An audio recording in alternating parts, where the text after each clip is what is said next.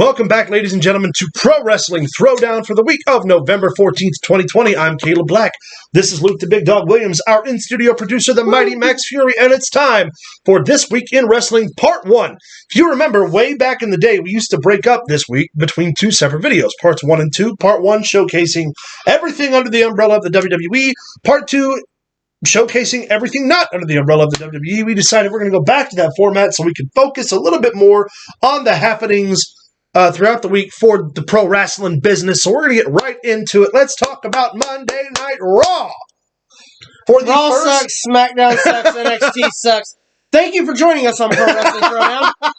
For the first time, admittedly, for the first time in weeks, I was able to watch Raw all the way through. Yeah, it wasn't bad. Without having to take a break. And that's huge for me, because normally it takes me like 2 or 3 days of watching 1 hour at a time. I didn't hate it from start to finish. You know why that is? Because it's terrible? It's because they added a lot of Randy Orton. I will say, Randy Orton opening the show with Miz and Morrison, and him doing the sort of like paranoid thing, and telling Miz and Morrison what he thinks of him. Miz, that they locked you out of the locker room 15 years ago, and I didn't want them to let you back, and I'll get to you in a minute. You took your ball and went home, was so good. Oh, yeah. And again, with Miz and Morrison doing the chicken shit, we weren't talking about your belt, we were talking about the tag belts. Very, very well done segment. The New Day, the interruption. Hats off. If you can't, my problem with Monday Night Raw, if you can't rope me in the first 10 minutes, I'm not in for the rest of the show. Here's my deal with Raw and SmackDown. Now, yes, that opening was fantastic. Yeah. Don't get me wrong.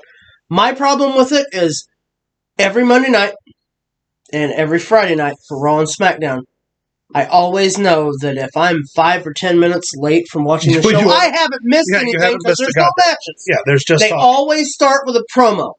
Change it up. At least give me a match to start the show. I would like to go back and look at how many Raws and how many SmackDowns in the last series of successional episodes started with a promo. I can tell you right now, I think it would be easier to look and see what ones have started with a match. I remember one specifically where it cut right to a Seth Rollins match. Mm-hmm. But that was maybe 6 months ago. Well, like I said, I bet we could count the Raws in the last 15 years. Yeah.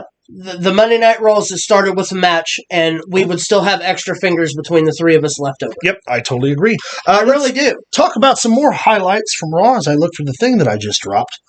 Drew McIntyre interrupted I'll find it later. Drew McIntyre interrupting the promo. Again, feeding in with Orton is great. I'm loving what they're doing there. I'm loving the thing that I've been talking about it with you for a couple of days now and brought it up today. I love the little thing between McIntyre and Sheamus. Yes. I loved it. And I don't even know, they didn't even do anything like exceptional, but there's something there. And that combination of guys, regardless of what they do with them, if they put them up against each other, I'm into it. Yeah. Because it's going to be, if nothing else, they might not be technical classics, but you can guarantee they are going to clobber. Oh, yeah. They should make them a tag team and call them the Celtic Warriors. Agreed. Bring back the Highlanders. Yeah. Honestly, and this, I'm going to say this, I'm just going to be totally honest with you guys. Yeah. Other than the Randy Orton stuff, which is exceptional. Yeah. The stuff they're doing with the story they're telling with Drew McIntyre is and I wasn't talking about your title. Is that fantastic? The only thing in my mind, I'm sitting here and I watched Monday Night Raw, and the only thing in my mind, other than the segments you guys talked about, is the Firefly Funhouse. Yeah. And that's it.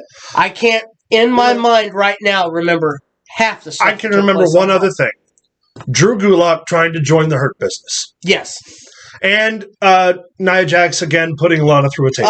The title, the 24/7 title, R-Truth got it back. Changed again. Hands 10 times on Monday Night Raw. R-Truth is now. A 47 is a 47 time. No. 48 time. 48 time. 24/7 champion. 7-Eleven, 7-Eleven. Have you seen the new T-shirt? It's him on the front, and it says the 24I-95 European Intercontinental or European Television. It says that around a picture of him. That's on a T-shirt outstanding. now. I love it. Other than that, Nikki Cross. Yeah, Nikki Cross and Alexa Bliss. You have to choose. And she chose the Fiend. Drew Gulak trying to join the Hurt Business. Drew Gulak trying to be the token white guy at the barbecue. Okay, hold on. Hilarious. Hold on. Drew Gulak trying to join the Hurt Business was hilarious. It's like Eugene trying to join the Nation of Domination. It was awkward. It makes no sense. It was awkward, but it was like it also showcased the seriousness that the Hurt Business has because they played into the comedy a little bit and then went right back into like beating the shit out of Drew Gulak for even the suggestion, which I kind of dug. It was different in a way, and I didn't hate it. Of course, now they're set up last week. Titus O'Neil tried to join. No, this was a segment. That was week before. Oh, okay. This previous week was Drew Gulak trying to join. And I would have rather seen Titus join. That would have been more believable for me. Because Titus O'Neil, in my opinion, without the shit gimmick that they've got him on, is a decent worker. He is a decent worker. The only thing that hurts Titus O'Neil is his build. Yeah, he looks like he's got 27,000. The length of his arms that's pretty much the only encompassing things that occurred on Raw. That's pretty much it. Well, other than the fact that next week on Raw, you're going to see WWE Championship match between Randy Orton and Drew McIntyre with SummerSlam or Survivor Series looming. Yep. And then you've got the tag team titles with the New Days defending against Shelton Benjamin and Cedric Alexander. Yes, which is going to be take my money. Shelton Benjamin is going to show those boys how to wrestle. Yes, and it's going to be fantastic. I don't know, man. I think Shelton Benjamin and Kofi Kingston. They're going to tear it up. Yeah, I totally agree. Tear it up. Let's talk about Wednesday, from Monday to Wednesday, the transition. NXT. Big upset. Johnny Gargano loses the North American title in an upset victory to Leon Ruff. Now, here's what I don't like about that segment. He comes out, and they're doing the whole he hates wheels thing because of the spin the wheel, make the deal. And then the only name on the wheel is Leon Ruff. I get that. I get that it's hokey. It's like it's in every other name or whatever. Yeah. And he spins the wheel. And the wheel, cock, goes back one and then goes forward to Leon Ruff again. We all know it was going to land on Leon Ruff. Yeah. Here's the problem. The fact that Johnny Gargano sold that he know too. As the heel, Johnny Gargano should have been like, no, this is 100% legitimate. I'll spin it again. And then have it happen again. He should have never ignited. He should have been talking his way out of it the whole time. Yeah. Instead of like letting people know it was rigged. Because that would have been like the little tweak to make it, Yeah. I did not expect Leon Ruff to win. So I'm glad they surprised me. Yeah, me too. Leon Ruff is 153 pounds, which legitimately makes 153 pounds of nothing wrapped in 12 pounds of nothing. Makes him lighter than the NXT Cruiserweight Champion, which is the lightweight title. And the NXT Cruiserweight Champion is now heavier than their World Heavyweight Champion and their North American Heavyweight Champion, which is ridiculous. Yeah, it's out there. Another big saving grace for me in NXT is Pat McAfee. Dude, man. He basically is running NXT version of the Four Horsemen. The best heel in the business right now. They're NXT basically NXT's Four Horsemen. Yeah, it's him, Birch, Lorcan, and Dunn. That's right.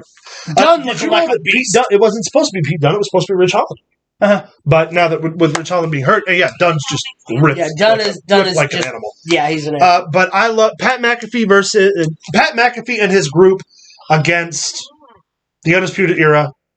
I'm here for it. I don't care how often they go for it. I would put the belt on Pat McAfee and let him run with it. You know what I want to see? Tell me what it's going to be weird. Tell me what you want. After the tag team title match, yes, that took place, and they did the beatdown on Breezango, yes, and then Drake Maverick come out, and they put the hurt down on Drake Maverick. I want Drake Maverick and Pat McAfee. That's what I want. Only because I think those two boys would really do well for each other. Agreed. Yes. One, I want to add that Matt Riddle made the final spot for Team Raw. Oh, we didn't talk about Team Raw, And it was Titus O'Neil last week. They had the match at the beginning. When they missed something afterwards? When they were off, whenever they were in the back afterward, they were dressed. That's when Gulak came up. Yeah, Drew Gulak came up and tried to join. Yeah, I was trying to figure the match this week was off of him trying to join last week. Yes. Okay. Yeah. When they beat him down backstage. Yes. Because they were like, "Oh yeah, sure, you're in. We'll think about it." And then he turned around, and they jumped the shit out of him. That was the week prior. Yes. Yeah. So I love Titus O'Neil. Back to NXT. Pat McAfee. Put the fucking belt on him. Please. Put the belt on him. He's athletic. If you haven't listened to his interview on Busted Open the other day when he talked about, I've been a wrestling fan forever and I've been trying to get into the wrestling business, but nobody was ever into it. And he was like, I hate when other guys from other sports and other places go in there and they don't do anything. They half-ass it. That wasn't going to be me, and I'll be damned. He can talk. Yeah. He can wrestle. His match money. against Adam Cole still Match one of of the the match year. of the year. Yeah, agreed. Candidates in my mind. Yeah. That covers us for NXT. Yeah. Let's talk about SmackDown before we run out of time. Would you like me to cover SmackDown Sure really would. fast? Because I can't Bull do that. suck, Cub suck, Bear suck. Exactly. Started and then ended. Actually, SmackDown, the only things of note, honestly, was Roman Reigns basically doing his whole rigmarole with the whole you don't make matches, I make matches, Jey Uso thing. Jey Uso wrestles Drew McIntyre in the main event. Yep. He gets McIntyre down. He slides out of the ring after Roman's come to ringside. He's like, I can beat him. Yeah. I'm going to beat him. And Roman's like, you're not listening. I don't want you to beat him. Make him understand. Yeah. Just make him understand. So Uso gets in the ring, starts throwing punches on McIntyre while he's on the ground, gets up. Yeah, like that's Roman turns around, boom, eats a Claymore, 1, 2, 3. 1, 2, 3. That's the finish. Who are in the final spots for Team SmackDown and Survivor Series? Max, I don't believe they have announced the because final spots I yet. cannot remember who's all on Team SmackDown. SmackDown so far is Kevin Owens, Jey Uso, Kevin Owens, Jey Uso. and I genuinely can't remember. I can't either. But we'll talk about that as soon as we Anyway, get there. the only other thing of note is Street Profits are backstage. Yes. They're talking to Big E. They're like, I know that they serve, y'all talk about pancakes and this, that, and the other. And the thing is are they going to be able to, is New Day going to be able to get past the Hurt Business and this, that, and the other? And Big E, he's all funny, and then he's like, I get what you're trying to do. You'll never be anything more than New Day Light. Diet New Day. So and just good. starts laying into these things, and he goes, "Da!" and just walks out of screen. Perfect. The serious build, getting behind Big E is exactly where they need. The one thing they could do, I hope they don't do, is Big E could help them beat the New Day at the pay-per-view. I agree. And I hope that doesn't happen. I hope that does not take place. Max, real quick to answer that question about Team SmackDown, what do you got? I got Team Raw, but it's not showing Team SmackDown. Well, then we will follow that up at a later date. For now, thank you guys so much for watching. Be sure to find us on Facebook at facebook.com/Pro Wrestling Throwdown. Follow us on Twitter at Pro Wrestling TD. Send us an email with your comments about Raw, NXT, and SmackDown at ProWrestlingThrowdown@gmail.com. Don't forget to like and subscribe right here at youtube.com/Pro Wrestling Throwdown. And follow us on Twitch every single Saturday starting at 12:30 on twitch.tv/Pro Wrestling Throwdown. And stay tuned for This Week in Wrestling Part 2. Mama, we're celebrities.